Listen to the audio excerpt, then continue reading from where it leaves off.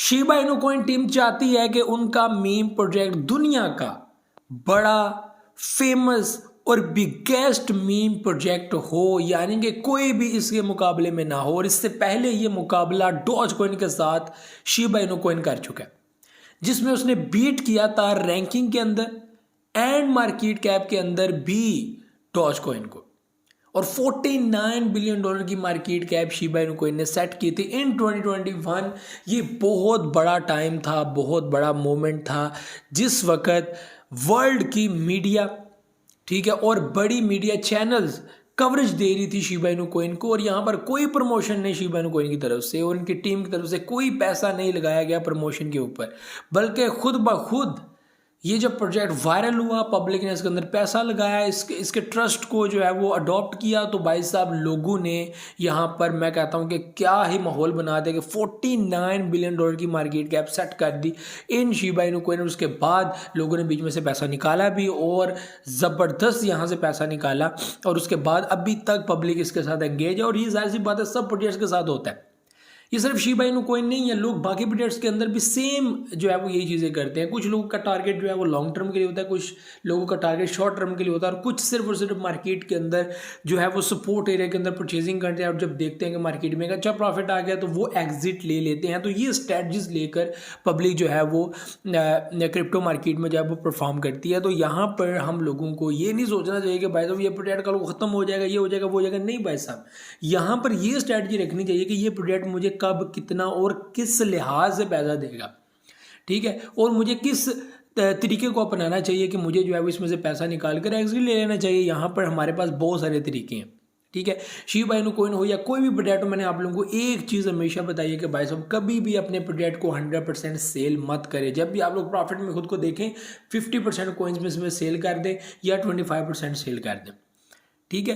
तो ये तरीका होता है। इसमें क्या होता है कि आप जब प्रॉफिट निकाल लेते हैं, कल को दोबारा मार्केट डाउन आ जाती है, आप उसमें से थोड़ा सा फिर लगा देते हो। इस तरह आप पैसे भी बनाते हो और इन्वेस्टमेंट भी करते हो, और इसी के साथ आपका सिस्टम भी चलता रहता है, और आप लोग एक बेहतरीन और ज़बरदस्त प्रॉफिट लेकर निकलते हो मार्केट से। और यही तरीकाकार बाकी प्रोजेक्ट के साथ भी किया जाता है। और यहाँ पे डे ट्रेडिंग के अंदर क्या होता है, मार्केट नीचे गिरती है, आप परचेजिंग करते हो और नीचे गिरती है, आप डीसीए करते हो और नीचे चली जाती है, तो आप डीसीए करते हो और वहाँ से मार्केट वापस आती है, बहुत बुलिश कर जाती है, एंड लोग क्या करते हैं कि वहाँ से फिर एक अच्छा प्रॉफिट लेकर एग्जिट ले जाते हैं। ऐसे भी करते हैं कुछ लोग जो है वो अपना प्रॉफिट निकाल लेते हैं, उसके साथ इन्वेस्टमेंट निकाल लेते हैं, और बाकी जो पैसे वो बीच में पड़े रहने देते हैं। ये चीज़ें भी होती हैं और इन चीज़ों को ही अडॉप्ट करना पड़ेगा, आप लोगों को परेशान नहीं होना। अब जो मेन चीज़ आपको मैं समझाने जा रहा हूँ बिल्कुल ऐसा ही है कि ये बिगेस्ट मीम प्रोजेक्ट है इस वक्त, इसमें कोई शक नहीं है। रैंकिंग के अंदर देख लें आप लोग, इसमें मीम भी अब जो है वो जिसमें प्रोजेक्ट है पैप कॉइन, ये भी जो है वो आ गया है। डॉज कॉइन वो एक अलग सिस्टम है, उसको तो आप बिछाड़ नहीं सकते, लेकिन वो एक कंपिटिटर है, ठीक है, कंपटीटर है, एक अच्छा जो है वो मार्केट के अंदर जो है वो आपको टफ टाइम देने वाला। तो ये चीज़ें आप लोगों ने याद रखनी है। तो यहाँ पर अब कल रात को क्या हुआ है कि मार्केट के अंदर से बुलिश आना स्टार्ट हो गया। अब इस चीज़ को आप लोग समझिए, बेसिकली सारा मामला ही इस चीज़ के गिर्द घूमता है, सारा मामला। ये मार्केट आइंदा आने वाले वक्त का मैं कहता हूँ कि ये फ्यूचर है। लोग पैसा बनाएंगे, लोग देखेंगे मार्केट कहाँ से कहाँ जा रही है। आप लोगों को ये रेट्स नज़र नहीं आएंगे, ये वैल्यूज़ नज़र नहीं आएंगे, मार्केट बहुत आगे निकल जाएगी। जो लोग इस वक्त यहाँ पर बैठ के ये सोचते हैं कि भाई साहब ये अब ख़त्म हो जाएगा, ये नुकसान हो गया, ये ऐसे हो गया, ऐसे हो गया, भाई नुकसान कल का नहीं है, ठीक है, ये फ़ायदा कल का नहीं है, ये लॉन्ग टर्म की पॉलिसीज़ हैं।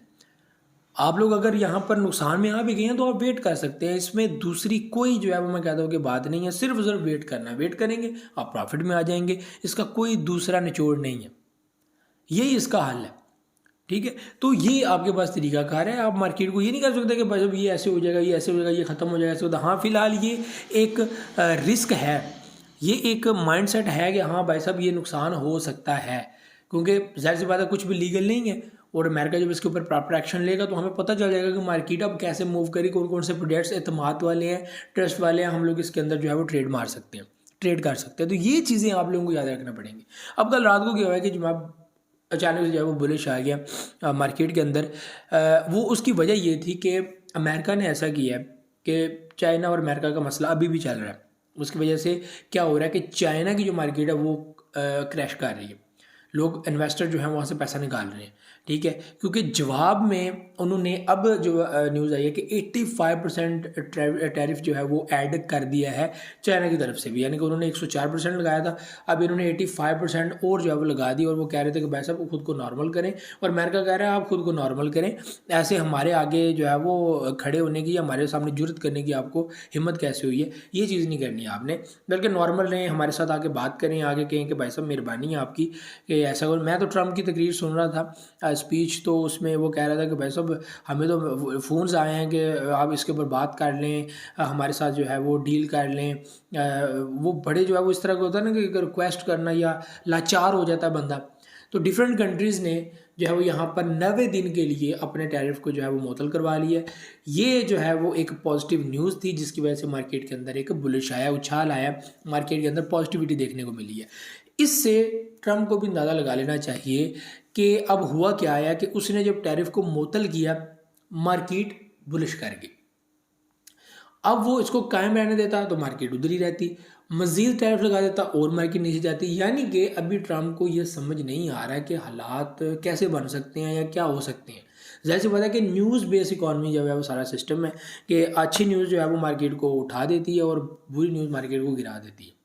अभी जो है वो मार्केट के अंदर बुलिश देखने को मिला है। बिटकॉइन जो है वो 81 प्लस आप लोग देख रहे हैं, ठीक है, जो हमें 76 जो है वो नज़र आ रहा था और हो सकता था और ज़्यादा नीचे गिरने की पोजीशन बना लो, और अभी भी उसी में है। मैं इस चीज़ से पीछे नहीं हूँ, बिल्कुल उसी पोजीशन के अंदर है। चाइना और अमेरिका यहाँ पे बिल्कुल आमने सामने खड़े हैं। अब ये मामला कहाँ पे रुकता है, रुकेगा तो सही किसी न किसी जगह पे। अब ये कहाँ पे रुकता है, क्योंकि अब जाहिर सी बात है कि ये इकॉनमी की जो है वो आज के दौर में वो मामला ख़त्म हो गए हैं, 1942 वाले और दूसरे वो ख़त्म।